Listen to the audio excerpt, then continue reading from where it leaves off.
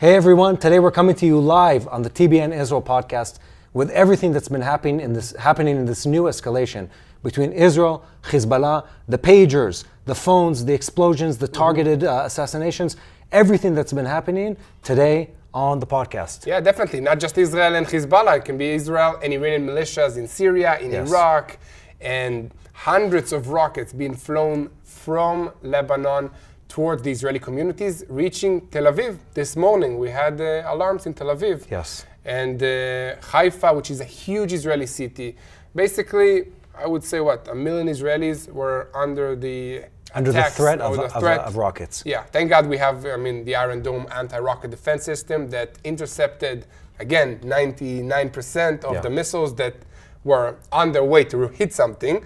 Many of them were just, exploded in open areas, all within Lebanon and other places.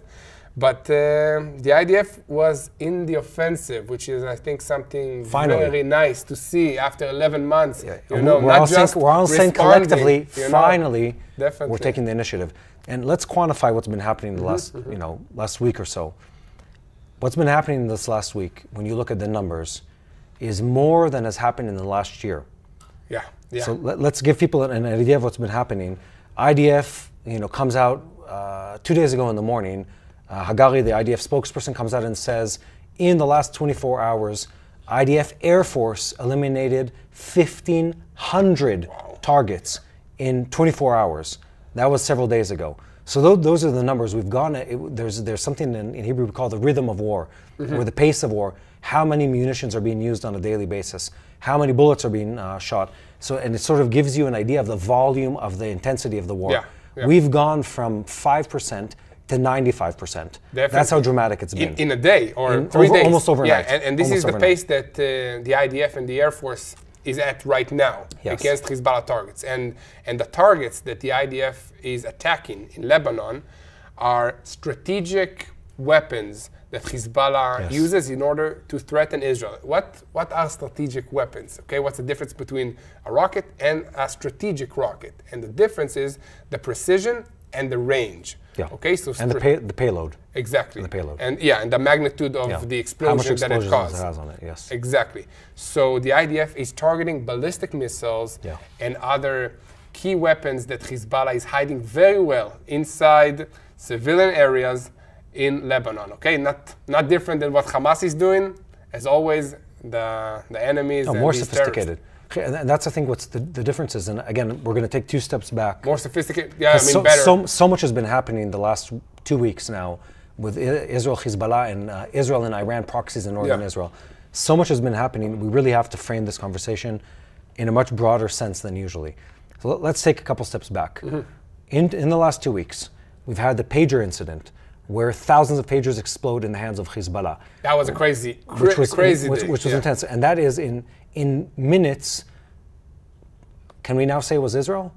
No, not yet. Forces related to Israel, or aligned with Israel, within minutes. I'm sure it's in Israel's interest. One way or another connected to the interests of Israel.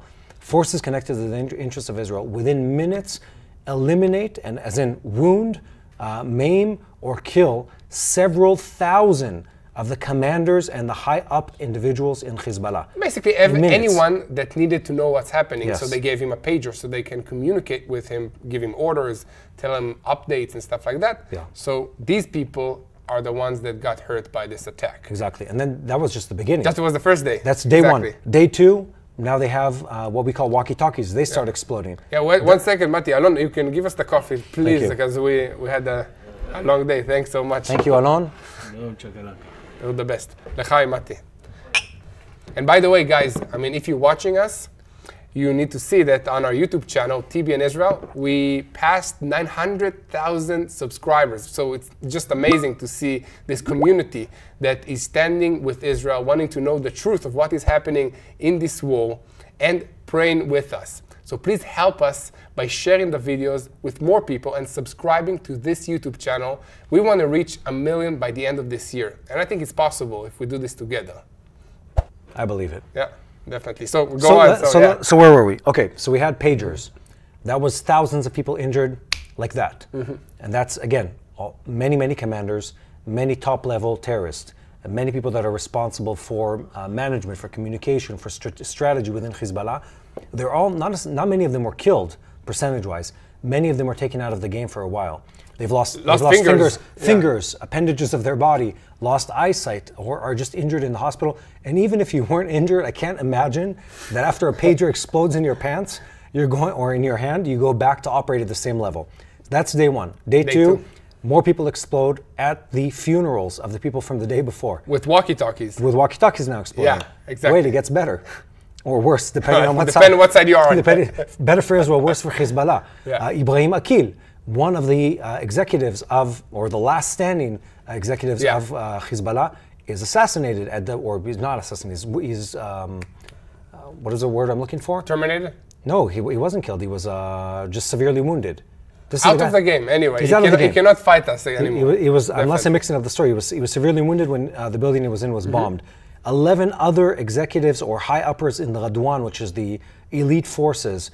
Let's call it, it's the Navy SEALs of Hezbollah. And this unit Actually, was meant... bad example. Army Rangers of Hezbollah. Yeah, no, it's a lot. But listen, this unit was trained and practiced, and their sole existence was to carry out October 7th style attacks against Israel, against the northern communities of Israel. So 11 of them killed. Ibrahim Akil killed. Now this is becoming a strategy. This isn't, at first people were thinking, look, it's responsive. The IDF is taking advantage of an opportunity. It was tit for tat. Yeah. Like they hit us, we hit them. They hit us. This time, this is something entirely different. Yeah. Someone's, it's multiple people, in what we would call the government leadership, someone's in military leadership, they open the drawer. This is metaphorically speaking. I hope it's on a computer. I bet it's also on drawers, by the way. They pull out the plan that they've been working on for years, and that plan says dismantle Hezbollah. It gets a name afterwards, which is called Northern Arrows. Cool name, but before that it had a different name, and what it means is dismantling Hezbollah. And what that plan is everything. It's years of intelligence gathering of where Hezbollah is hiding their big rockets, where their launchers are, where their weapons depots command stations, where their command stations, communications, generator rooms, infrastructure, be it the bridges or the houses or the command and control underground bunkers. Weapon stockpiles. They open up the booklet and everything is in there, and the Air Force presses enter on destroying all of it. Yeah, at the same time. So what we had 1,500 targets that were hit. A couple days, in one day. In one day. Yeah. That was the second day of the... This is the highest amount of aerial attacks in Lebanon, I think definitely since the war started, but I think forever. Yes.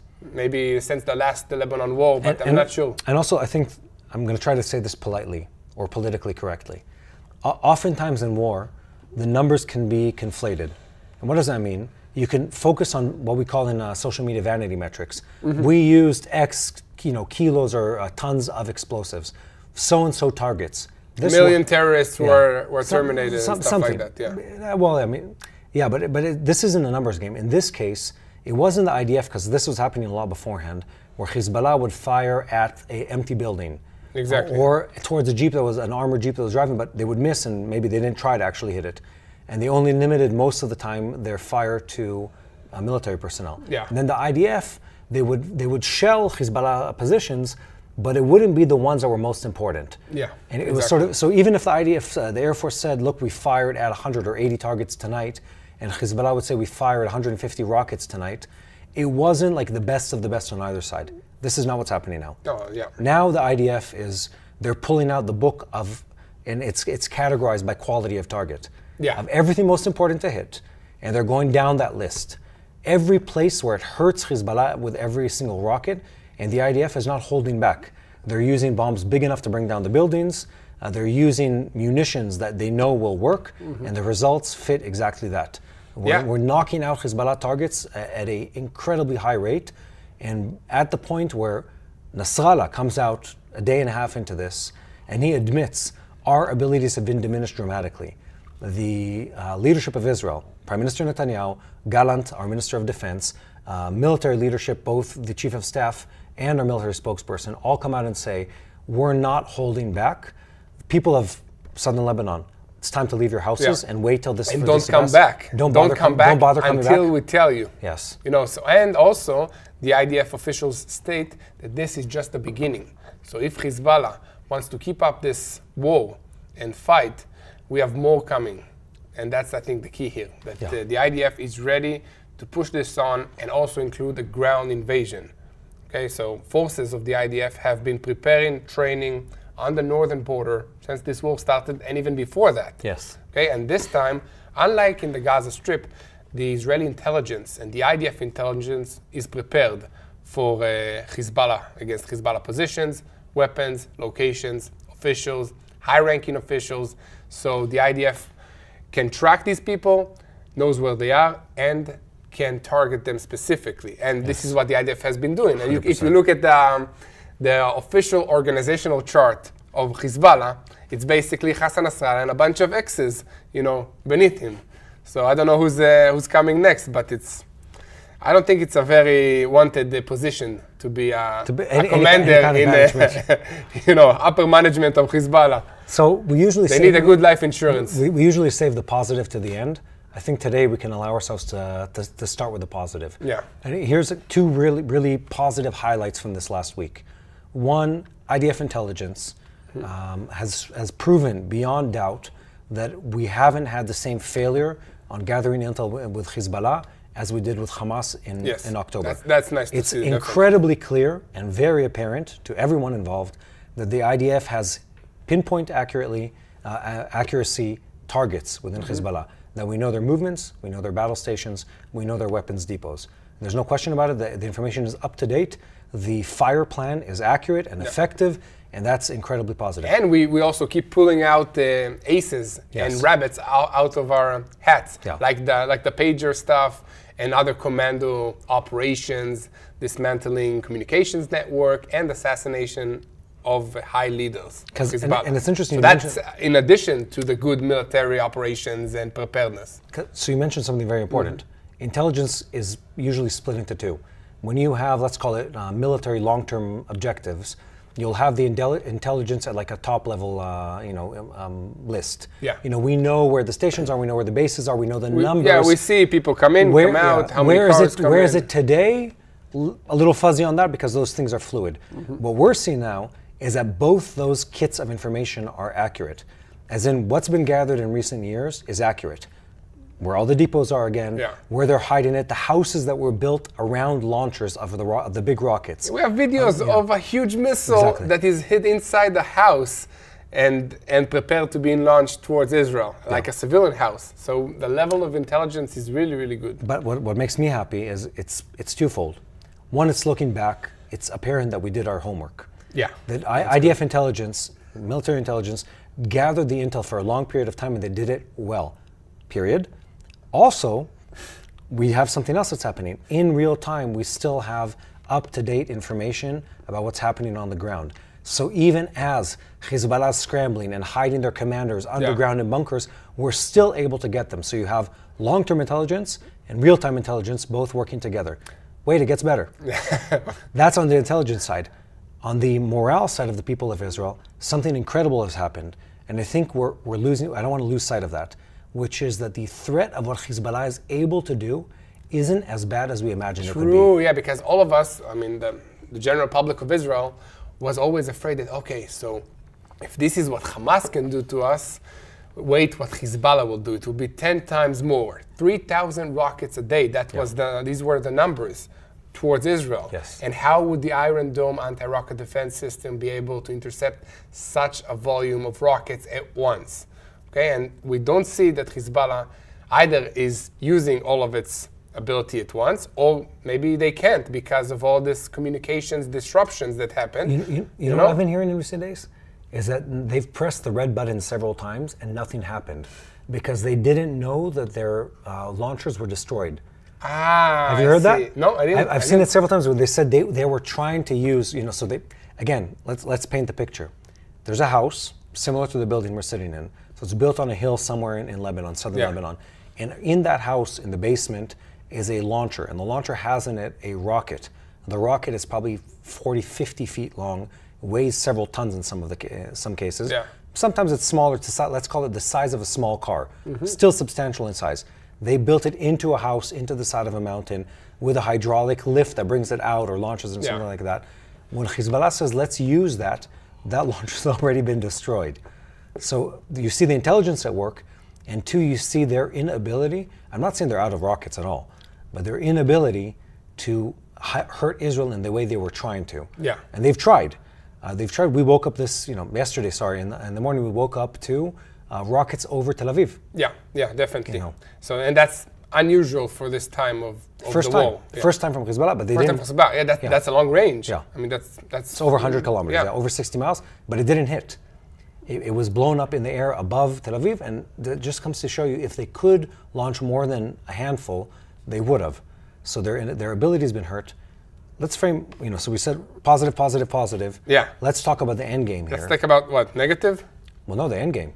End game for us or for them? For us, bring back the people to northern Israel. Yeah, these are the goals of the war. Yeah. So now the IDF officially changed and, decided on the goals of the war in Lebanon, which is to bring our civilians back to their homes safely, okay? Meaning that we need to push Hezbollah further north from the border with Israel and provide security, long-term, lasting security for our residents there. Yeah. So it's a big goal because Hezbollah, all its operations and all its readiness is to threaten the northern border and the northern communities of Israel. And they've succeeded so far. They've succeeded so far. Yeah, and Mati, I don't believe that Hezbollah used all its strategic weapons against us, because once they launch a missile, this launching site is destroyed because our intelligence can pinpoint that location and then launch a counterattack against that location. And a terror group is thriving on terrorizing the people and fear, like Iran, okay? So once you shoot everything you have and you miss, you have nothing to threaten with. So we're not afraid anymore of an Iranian 300 rockets and drones because they did that and it did happen. It's not as scary as it was that day that we were waiting for all these rockets. And that's, of course, the weakness. Thanks for the water. You're welcome. Look at this lovely branded mug. This is a good opportunity. Is it on this side also? Yeah. Where's my camera? Look at this lovely mug. Mati, why are you not wearing a shirt? It's in the laundry. TBN? It's in the, my shirt's in the laundry. But so look at this lovely mug, and look at Yair's handsome shirt. Aside from the bearer of the shirt, we're now, and you now can buy these shirts if you like what Yair is wearing. If you want a mug like this or many other products, I think even better looking this. Even better. So I'm looking now at our YouTube channel, and the bottom of every video on the YouTube channel, or almost everyone, you can see now there's branded shirts, sweatshirts, mugs, bottles, a lot of really cool merchandise that people can use. And this is not just because it's good and it's a good utility tool.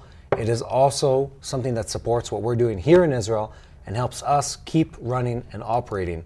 And we need that, and we appreciate the support we've seen so far. Definitely. I've been surprised by the number of people buying a lot of things, everything essentially that we've been selling online. Definitely. No, I think. Listen, I've been wearing them almost every day now in order to try and, promote this because it, first of all, helps us. Secondly, it's a way to share the truth because you wear, either a slogan of pray for the peace of Jerusalem, which is one of the shirts that we have. Then people will ask you, where is this shirt from? What is it about? And then you can encourage other people to really take an active step in supporting Israel, in praying for Israel, and in knowing the truth of what's happening in this region, which this is basically what we're doing here. Okay? Yeah. So and we have some new designs coming. Some of them were Yair's ideas. Some of them were ideas by viewers who put them in the comments. Really creative ideas, both for text on the different shirts and sweatshirts and stuff like that, and several other products. So keep checking in on what we're making available to people online. Yeah, definitely. Let's zoom back in. So we talked about the end goal. The end goal really was make sure the citizens of northern Israel can go back to their homes. We don't know exactly the number. Let's say the number is over 50,000 people that haven't been able to return to their homes since October. So it's been almost a year at this point. They've been living in hotels in the Dead Sea, in other locations in Israel, also in your community, in a hotel next to you. All over the country. Definitely. Yeah. And it's just imagine, living in a hotel room, a family of, 6 with no jobs, no education systems, nothing to do with the kids all day. It can drive you crazy. And also it's a burden on the economy of Israel. Of course. Because the government is paying money for these people to live, to be able to go and buy food, and for the hotels. Yeah. So this is the situation. I don't want to forget what you just said, though. I forgot already. What did I say? Terrorism. This guy, Hassan Nasrallah, his entire goal is, aside from the destruction of the people of Israel, he wants to put fear in the hearts of the people of Israel. Yeah. He wants to put fear in the hearts of the people of Israel. And the sting of that fear has been taken out to a certain degree by the fact that they've been ineffective in attacking. But two, everyone in this country, myself included, you included, what we're working towards is not a goal that is to hurt Hassan Nasrallah or his fighters. It's to allow the citizens of Israel to return to their homes. Exactly. Let's also say this, Yeah. they're undisputed homes. There's no reason why they shouldn't be able to return back to the Golan Heights. And if you're watching this at home and don't understand the semantics of this, these are people who live in the sovereign state of Israel, who owns this land, who's been in this land for many, many years, much of it was actually bought privately. And they cannot go back to their homes because of the threat of Hezbollah. And what the IDF is doing, what our Air Force is doing, what our government is pushing for, what the American support is pushing for, is to allow these tens of thousands of people to go back to their rightful homes. That's what we're working towards. Definitely, and I think that makes sense that Israel will have a right to defend its citizens. Of course. I mean, it's obvious to me and you, but just this week, the Turkish president, Recep Tayyip Erdogan, went on a speech at the United Nations and stated that Netanyahu is the same as Adolf Hitler. Okay, so this is the statement. And he called on countries in the United Nations to unite against Israel, to stop helping Israel, to stop doing trade with Israel, to stop providing weapons to the IDF. And this is the situation. This is completely, I would say, now a war of lies, deception, and it goes together with this spiritual battle that we're fighting, because there's no oil in Israel, there's no natural resources in Israel. I mean, if they get Israel, it's not like they're going to be rich or something. All of the economic situation and the riches of Israel is the brains of the people here that innovated ideas and made the desert bloom by creating specialized irrigation system, made biotech, made high-tech stuff. So it's not the land, it's the people. So for some reason, which I think it's kind of obvious, it's because the enemy wants to destroy the Jewish people, the people of Israel, because by being here, we are fulfilling biblical prophecies that give hope to the entire world that God is truthful to his words to the people of Israel and to them. So that's why the enemy is now spreading lies that Israel are the bad guys, even though we are investing so much. And I've been there, you've been there in the IDF, and the IDF is a humane military. We do not try to harm civilians, and we do the opposite.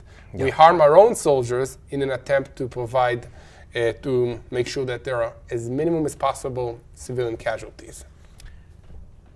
I see we've given up on going to ever visit Turkey again. So by officially talking about it? So let's just continue. Since we've already started, let's just continue. Blacklisted. Let's continue with this, If we weren't already, let's keep talking. So, yes, I mean, to your point, Erdogan has departed from reality a long time ago with everything that has to do with Israel. Yeah. And you can see this in his body language. You can see it in his rhetoric. The man is hateful towards Israel and the people of Israel in the way that is not normal. In the sense that it is, his face contorts when he talks about it. He gets all flustered and upset and foaming in the mouth. Doesn't make any sense, And he's unable to even have a civil discussion about the topic. Now let's remind our viewers about what Turkey has done when it comes to Hamas. Turkey has sent weapons to support Hamas. They've smuggled weapons in ships that they put their flag on, and they financed Hamas, to weaponize Hamas. Disguising these ships as humanitarian aid ships and freedom ships filled with guns, weapons, and rockets. Yes, and they've done it repeatedly. Yes. And they've housed and welcomed the executives of Hamas in their country again and again and again. Yep. And they've funded terrorism in their country again and again. And he's taken action against democracy, against freedom, against what's right again and again. Yep. So at this point, it's very clear that his agenda is strongly anti-West, anti-Zionism, anti-Judaism, anti-Christianity, and it's a radical Islamic, violent ideology that he's promoting, and it needs to be taken as such. And the problem is you look at people like that at the UN, and your mind wants to say he's at the same level. This is the same conversation as if it was President Biden or Prime Minister Netanyahu speaking at the UN. No, it's a totally different agenda. He's lying, and everything he says about this entire story is a lie. He twists and contorts truth on a regular basis. He deceives his people and the international community about what's happening, and he does this as a daily agenda. And it needs to be looked at as that. It's not President of Turkey says so-and-so. So no, he lied again.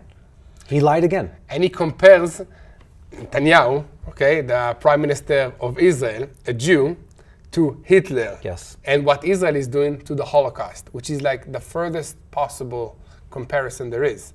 But sadly, I think people believe whatever that they hear. And again, he's also speaking into his internal political needs. Yeah, definitely. And also it doesn't make sense because, I mean, before the relationship between Turkey and Israel deteriorated, Israel was, I think, one of the biggest trade partners of Turkey. So their economy is suffering because of Erdogan and because of the fact that he's opening another front against Israel instead of creating economic tie. I've read quite a lot about the financial realities of the Israeli-Turkey sort of like trade. We used to have a Turkish water here. Yeah. I mean, water bottles for the army. I mean, in the IDF. Yeah. Turkey is a trade partner of Israel. It's not a trade partner to the degree that it's going to cripple or hurt the Israeli economy, but also not the other way around. I mean, Israel was an export market for the Turkish market. Turkish economy has been declining for quite a few years actually, under President Erdogan. Yeah. And it's not because they've made some, let's call it macro finance mistakes. It's because they've had a problem with corruption again and again and again. Yeah. It's because they've diverted government funds to corrupt projects again and again.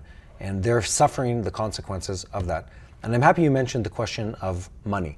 Yeah. Because it's often a topic that people sort of wonder about but don't have something to do with it. So people have been asking us a lot in the comments about the question of what can we do? And that's a natural response. If you care about something, you want to do something about it. And we always tell people you can pray, but there's something else they can do. Yeah. And I'm going to say this to our audience at home. If you care about what's happening in Israel and you want to do something material about what's happening here, yes, continue to pray. But also, this war has put a drain and pain on the Israeli economy, especially on the people in the Golan Heights and in the areas around the Gaza Strip. They need your support. They need people from around the world to send funds into this economy to help the farmers, to help the businesses keep flourishing. And there's a way to do that. We're very happy to say that we've sponsored, They sponsor us. They sponsor us. We're very happy to say that this show is in part sponsored by Alzabox.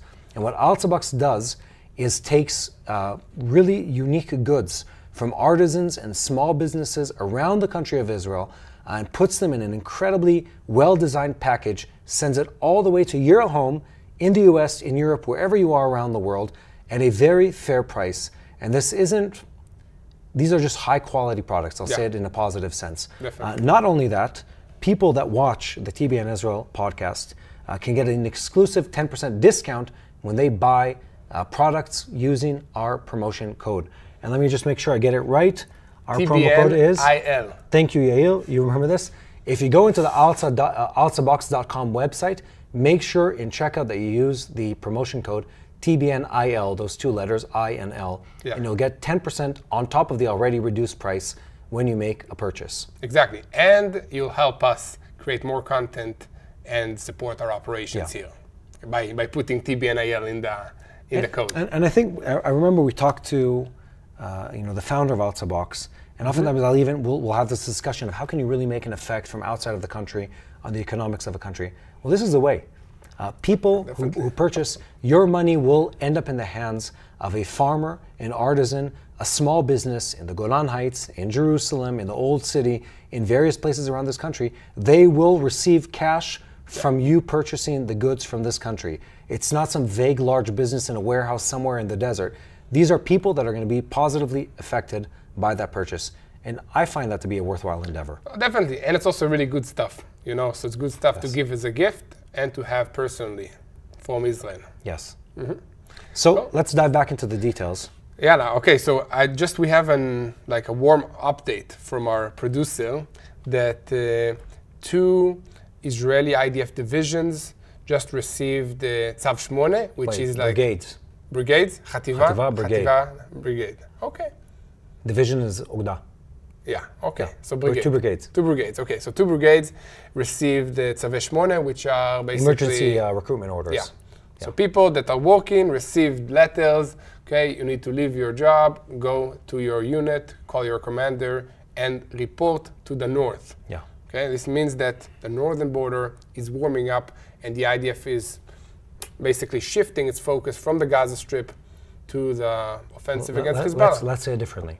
If Hezbollah thought Israel was bluffing, Yeah. and we have news for them, we're not bluffing.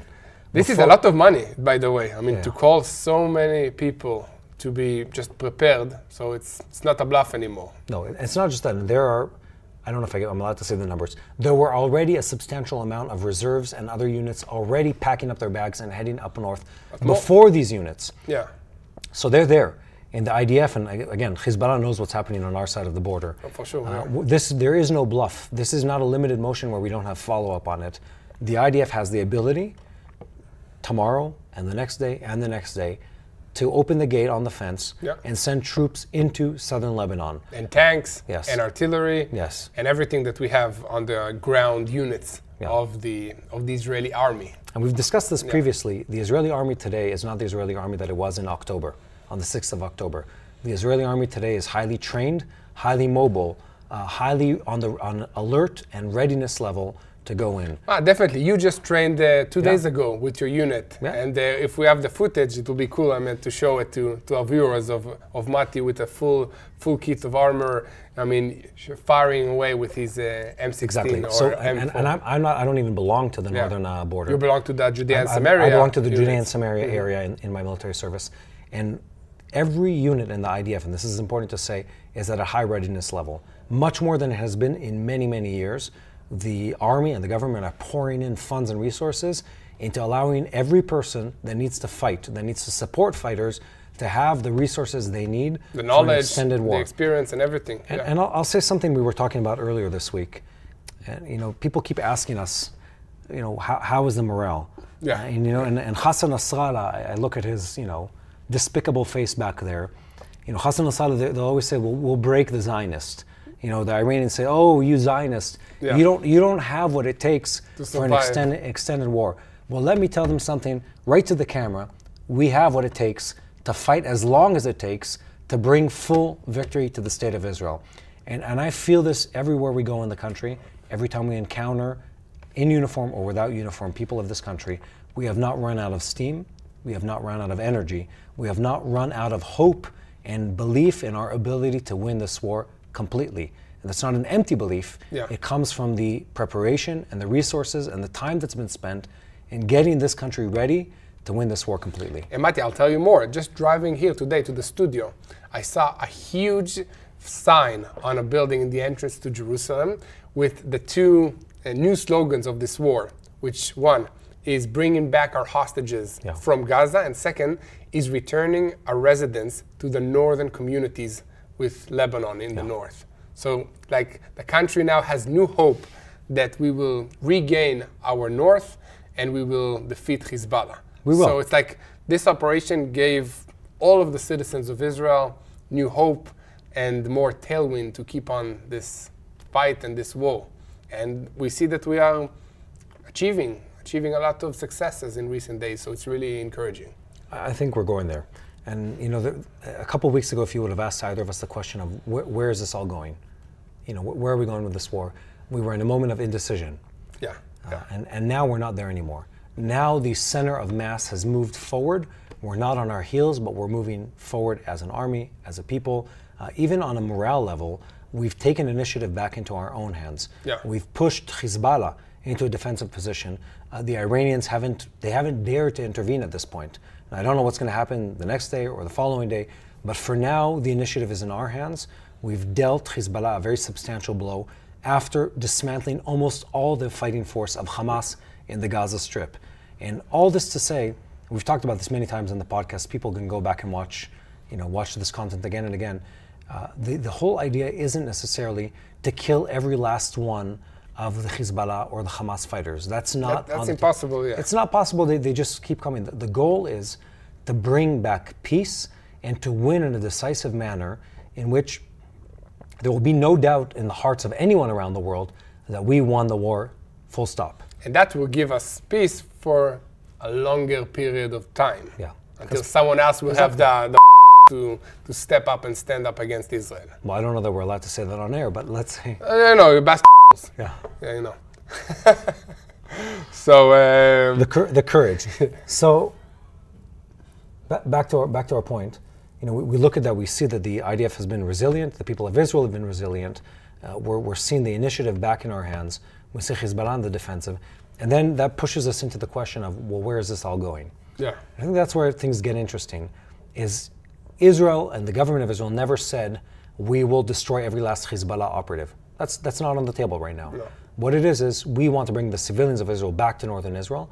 We want to do it in a way where they can safely go back to their homes without the threat of the next day having to leave again. And what that requires is decisively winning and bringing some kind of long-term agreement. And we've talked about this before.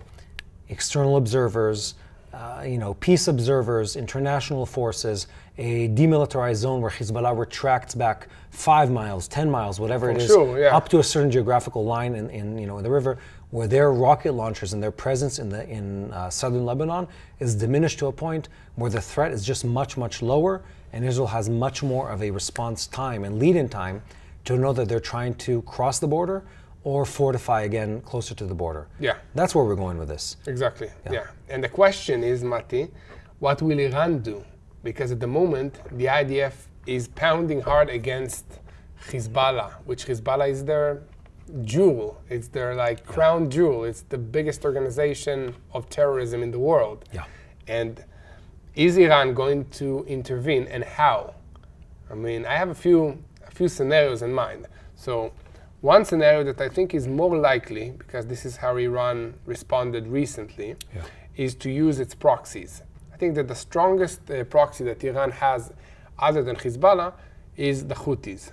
Okay, so either they will utilize them to launch more rockets, more missiles, and make it harder for Israel to focus on Hezbollah. Secondly, is to form another terror base within Iraq, with Iranian militias in Iraq. They have been doing that, not super successfully so far, so it didn't completely change our focus and attention of this war. But this is, I think, two ways that they can try and attack us. And another way, which is unlikely at the moment because Iran has a new president and doesn't look like he wants a full-scale war against Israel, is a direct confrontation between Iran and Israel. What is the name of the new president? Masoud Pezeshkian. Yair and I have been practicing. Yeah. I know every morning before I do the boots on the ground, I get texts of how to say his name correctly. Him and Faoud Shuka, which I think I got good. Fine, we got it. Maybe. Masoud Pezeshkian. What a name. Yeah. He probably had a rough time in school coming up. I think that's the standard name. It's a very popular name. It's like Moshe Cohen in Israel. Pezeshkian is the Cohen of the Iranians. Anyway, so these are the options. I don't know what they'll do. I mean, the thing is, if Iran get involved directly, that means that the United States will have to get involved directly, and this turns into a regional war, potentially a global war, because Iran will have its allies helping her as well, either Turkey, Russia, North Korea, other bad guys in this region. Look, the clock is ticking, and I think that actually is a positive thing in this sense. Mm-hmm. Where we're heading into U.S. elections. And is it good for us? It's both. It's not so good. I mean, we have to act now, because once the elections happen, it's like a standstill. Nobody will support us or not support us. It will be unclear where. Most people work best when they work towards a deadline. And if you know that on a national level, we need to achieve an agreement or a decisive win against Hezbollah before the American elections. This is what's happening now. Yeah, and it goes both ways. I mean, Hezbollah and the Iranians know that the American government won't have the bandwidth to actually deal with any big or substantial negotiations once we're closer to November. So if they want to end this on a high note or on whatever note, if they want to end it in the foreseeable future, now's a good time to do that. And if they don't, it means two things. It means they're left alone with us in the game. I mean, it's not like the Americans are leaving the region, but they're not, the government isn't going to have the public bandwidth to deal with this because they're going to be dealing with the elections themselves. So they leave us and them in the game. And if the game continues as it is right now, they might not come out with the upper hand. And they might have the agenda to say, well, hold on, we've taken enough blows, we can maybe save face, call it quits for now, and try to regroup over the winter, and maybe next year, launch another in the summer something. Or because the Iranians understand that the United States will not launch a full-scale war against Iran during election times, that's a good time for them to directly attack Israel. I don't know. There are a lot of variables here. I feel like both for us and for them, it's now is a good time. You also look at it differently. It's almost impossible to fight a land war in Lebanon in the winter. Lots of mud, very hard to move tanks and mountainous terrain, sticky soil, lots of rain. It makes it very, very hard to move anything, both for us or for Hezbollah. So any military decisive moment would be before things get rainy and muddy. Meaning in the next 2 weeks. Yeah, basically. in the near future. That's it. Exactly. And also, I don't know how long the IDF or Hezbollah would want to keep up with this tempo of war. We've been dealing them a huge amount of violence in the shape of munitions falling out of the sky onto all their positions. They don't want this to keep on forever. They don't want to, they don't want their cities bombed. They don't want their stations bombed. Their commanders. They don't have any more. Look, from what I'm hearing, Hassan Assad is hiring like interns to be executives right now, to be his commanders. Like those ads, like needed the new chief of staff for Hezbollah. Okay. Requirements to be alive. Yeah, pulse. And we said this jokingly. They still have people fighting, but they've lost. And you referenced this earlier. Hezbollah has lost almost. When you look at their org chart, most of the people at the top of the chart are gone. Yeah, I know. Hassan Assad, whenever he pops out of his bunker every once in a while to get some sunlight and vitamin D, he looks around. There's only the guy they hired last week to to clean the coffee station. They're all gone. All the second, third, fourth, fifth, sixth in command. It's crazy. They're all gone. That is a huge badge of honor on military intelligence for the IDF. Yeah, exactly. And for him, it's cause for substantial concern. And you add on to that the fact that so many of them have been hurt in the pager attacks and other attacks recently. And some commando undercover attacks and stuff like that. Yeah, they have reason to try and regroup and on the other side, Mati, and on the other side, on the Israeli side, talking about leadership and officers and officer courses and schools. The IDF launched officer training courses for the reserve units. Reservists, yes. So we have more leaders, more commanders, a lot more since this war started. Yeah, and I think that, I'll say this for people who wouldn't imagine, the IDF is full of very, very seasoned and experienced both NCOs and officers. And people What's NCOs? Non-commissioned officers, Nagadim. Okay. It's full of those people. So when it comes to organizational culture and knowledge, the IDF has a lot of it. And it has the ability to scale up, and it has done so incredibly in the last year. Entire new units that have been formed out of the blue, new technologies that have been implemented, from flying assets to, call it armored vehicles, through intelligence weapons, officers, everything that the IDF has iterated at incredible speed in this last war on so many different areas. We could probably talk for hours just about the changes that have happened. And to your point, we've done the same when it comes to manpower. The IDF, quietly but systemically, have been recruiting people into the IDF that have never served in the IDF, ultra-Orthodox included. They've been sending people that never went through officer training to do officer training. Not just combat officers, also logistical officers. Intelligence officers. The IDF has scaled back what you did for part of the time in the war, everything that has to do with fire control missions. So it's all the people that sit in the command rooms with the screens and the communication and all the aerial and land assets. all that has been developing at an incredible rate. No, and the IDF has been developing the communications between the ground forces, the air forces, and the naval forces. Yeah. So the level of coordination is never been better. Yes. Like completely. And that's a game changer. Yeah.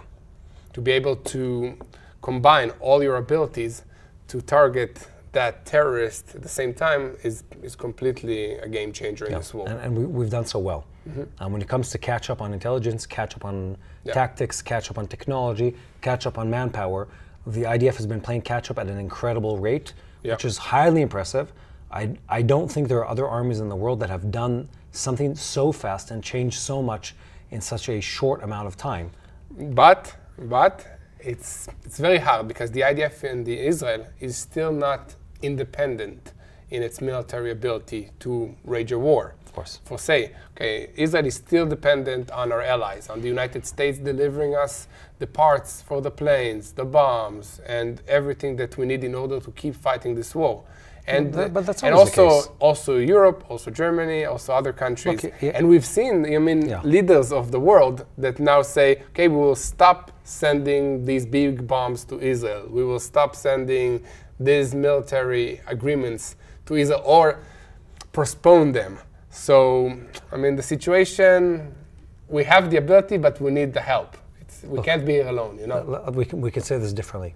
As always, things are complicated in the Middle East. As always, the politics, the finances, and everything that the geopolitics of this region are always complex, and the interest maps are they're intertwined in a way that is just highly sophisticated. Yeah. As always, people stand with Israel supernaturally, and people stand against Israel and hate Israel supernaturally too. And you see that, we've seen for a year incredible support from people all over the world, both personally for us and also on a national level. At the same time, we've seen waves of anti-Semitism and hatred that are supernatural in their nature because they come out of ignorance and a lack of understanding of what's truly happening. And a spirit of deception. Yeah, 100%. So, I don't want to say I take it lightly. It needs to be dealt with, it needs to be, responded to. But the state of Israel is a strong country. Our army is strong, our people are strong, and most importantly, we follow the only God. The strongest. The strongest. Not the strongest God, because there's no pantheon of gods where they compete against each other. We follow the true God. Exactly. And the people of Israel follow the true God. Yeah. And that God has a plan for this country and a plan for its people. And the end game of that plan is good. Yeah. It's for God's plan and to God's end game. And in that end game, we end on top. Exactly. And the Prince of Peace will come here to Jerusalem, to the Mountain of Olives, and will reign in Jerusalem over the world. This is the end game. So we're happy to be on that side, on the winning side of this game, even though the journey will be hard and basically all the nations of the world will be against Israel, but God will be on our side. And we should do a podcast about that too. We should. Because, prophecy and end-time prophecy specifically, this whole world of eschatology is so complex. Exactly, and it also correlates with all the current event situations that are happening in Israel, in this region now. Yeah, but I think we can end on this high note and say that, it's always complicated here. Again, it's been several weeks where it seems like that finally the Israeli army is taking initiative. Finally, we're pushing back on Hezbollah. Finally, we're seeing results and movement at a rate that gives hope of things wrapping up in a reasonable amount of time. Reasonable being weeks and months, not longer years, than that. Not exactly, years. And dragging forever. Exactly, and I think we can end on that high note. I think I'll, again, address our audience and say that if you've stuck with us so far, first of all, good for you, 5 stars for me and Yair. Secondly, if you've stuck around and you haven't yet subscribed to any of this content, make sure you do. Go to the little subscribe button, press it. There's a little bell on YouTube. Press that too, so you don't miss any new content or miss us when we go live, which is something we've been doing more often as things once escalate. or twice a week, especially this week when everything is so tense and changing every day. Exactly. So make sure you subscribe, make sure you like, make sure you share, because it means a lot to us and makes a huge difference in spreading the truth from Israel to the ends of the earth. Well, Mati, it was a pleasure. As always. Thank you, guys. Please really subscribe, share with everybody. Our goal is to reach 1 million subscribers on YouTube before the end of this year. So we don't have a lot of time, but we can do it together.